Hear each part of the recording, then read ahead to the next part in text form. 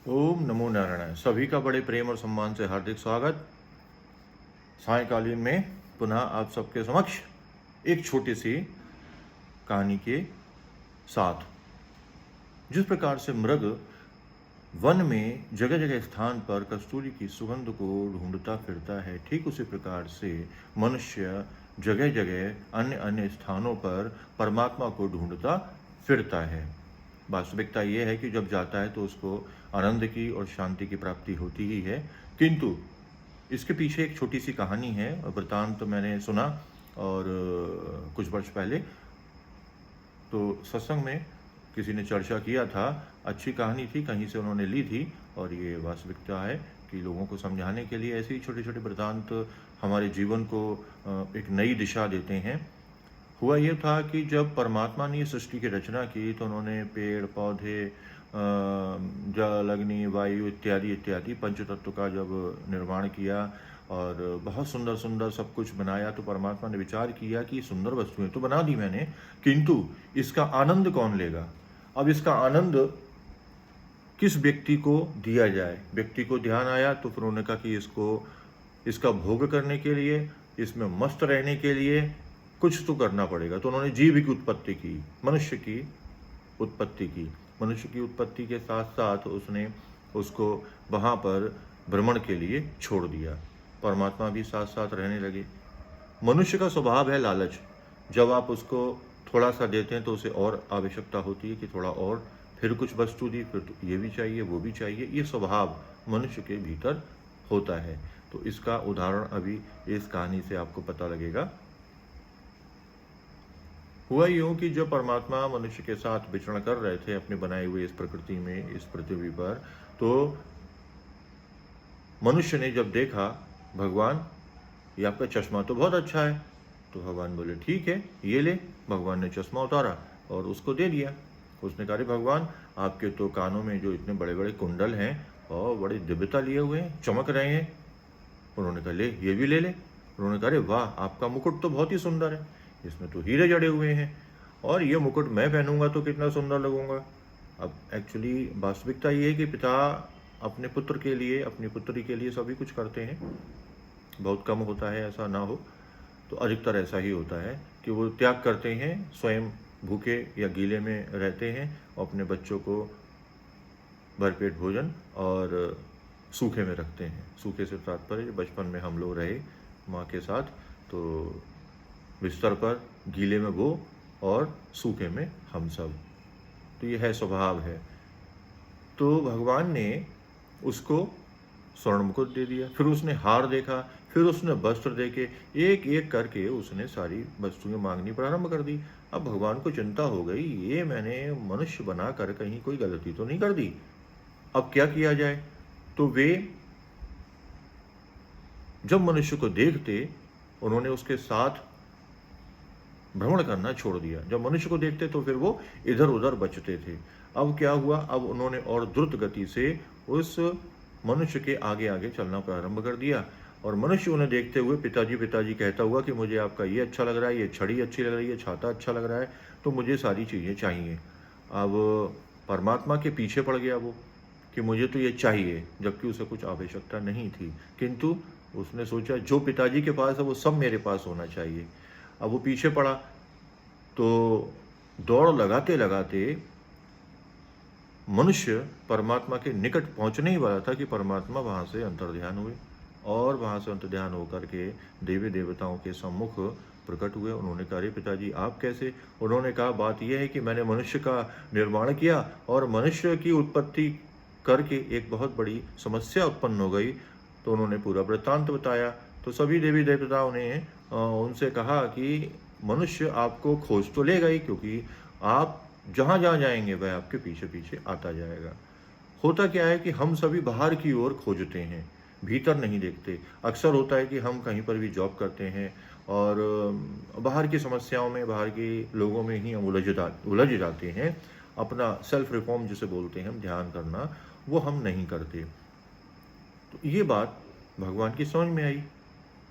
हुआ क्या, वो जब दौड़ रहा था तो दौड़ते दौड़ते भगवान भी उसी मनुष्य को बहुत तेजी से दौड़े और दौड़ करके उन्होंने उसके हृदय में प्रवेश कर दिया। मनुष्य के हृदय में विराजमान हो गए। अब मनुष्य अपने चारों ओर दौड़ता रहा। ईश्वर जब उसके साथ थे तो ये बाह्य जगत में ही लगा रहा। वह अंतर जगत के आनंद के लिए, सुख की प्राप्ति के लिए उसने कभी भी ईश्वर से किसी प्रकार की कोई भी बात नहीं की। उसने सदैव मेटेरियलिस्टिक थिंग्स का रिक्वायरमेंट रखा और वो सारी चीज़ें उसको मिलती गईं। उसका मन में और लालच बढ़ता चला गया। हुआ यूं कि जब परमात्मा गायब हो गए, उसके हृदय में विराजमान हो गए, अब वो तब से लेकर आज तक वो बाह्य जगत में ही ईश्वर को खोजता है। कभी भी वह अंतर जगत में नहीं उतरता, अपने हृदय में झांक कर नहीं देखता, जहां इस पृथ्वी से भी कई हजार लाख गुना बड़ी बड़ी पृथ्वी, बड़े बड़े सौरमंडल और बहुत सारे तारे इत्यादि इत्यादि जो भी कुछ है यूनिवर्स, ऐसे सैकड़ों यूनिवर्सेस उसके हृदय में विराजमान हैं और परमात्मा का निवास भी वहीं पर है। तो भावे विद्यते देवा मैंने बोला है, तो वास्तविकता यही है कि आज भी मनुष्य को आप देखेंगे वह सब दौड़ में लगा हुआ है। वह चाहता है कि शायद ऐसा करके ईश्वर मिल जाएगा, शायद वैसा करके थोड़ा प्रसाद चढ़ाऊं और लाखों रुपए प्राप्त हो जाएं, लेकिन अपना प्रयास वह नहीं करता कि वह शांत बैठ करके उस स्थान पर जाए जहाँ पर वास्तविकता है कि परमात्मा रहते हैं, जिसको हम आत्माराम बोलते हैं।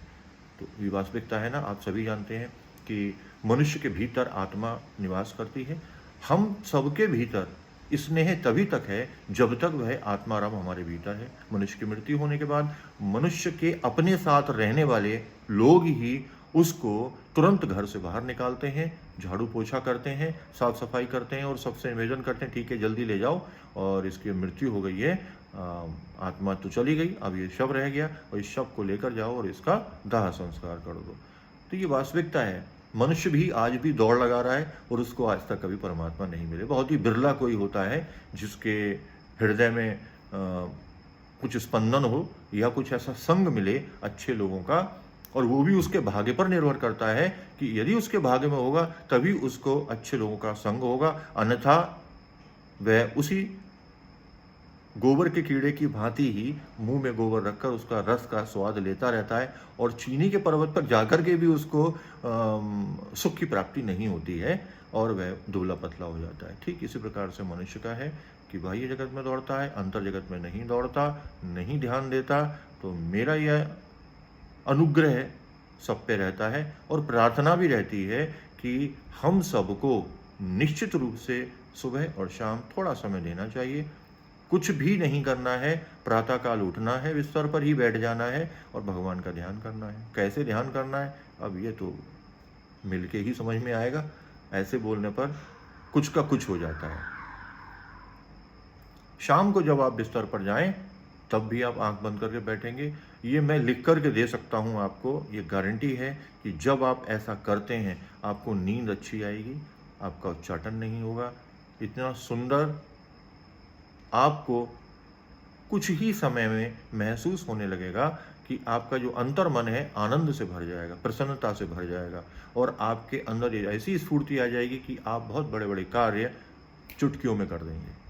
तो बजाए जा बजाए जा बजाए जा तू प्यारे हनुमान चुटकी। तो आप सबको चुटकी बजानी है भगवान की तरह कि भगवान हनुमान जी जब चुटकी बजाते हैं तो भगवान को जमाई आती थी। और इस तरीके से परमात्मा को प्राप्त करने के लिए बहुत सरल उपाय है, कहीं किसी शास्त्र के चक्कर में नहीं पड़ना है, आपको स्वतः अपने ही आपका ध्यान करना है। इसीलिए हमारे गुरु बाबा स्वामी मुक्तानंद परमहंस कहा करते थे, आपको ध्याओ, आपको पूजो, आपको बंदो, आपका सम्मान करो, आपका राम आप में आप होकर रहता है। तो परमात्मा कहीं अन्य नहीं है, आप ही जैसा आपके ही भीतर आपके साथ है। तो उस साथ को पहचानना है और पहचानना है उस व्यक्ति को जो आपको वो जनाने के लिए आपके साथ आया है। ये भी परमात्मा की कृपा ही होती है और उसकी कृपा से ही हम सानिध्य प्राप्त करते हैं, अन्यथा मूर्ख लोगों की संगति में हम पड़ के अपना बहुत कीमती समय यूं ही नष्ट कर देते हैं। तो ईश्वर से प्रार्थना है कि आप सबका कल्याण हो और सुमंगल आप सभी का हो और जब तक जीवित रहें तब तक आनंदित रहें। ओम नमो नारायणाय।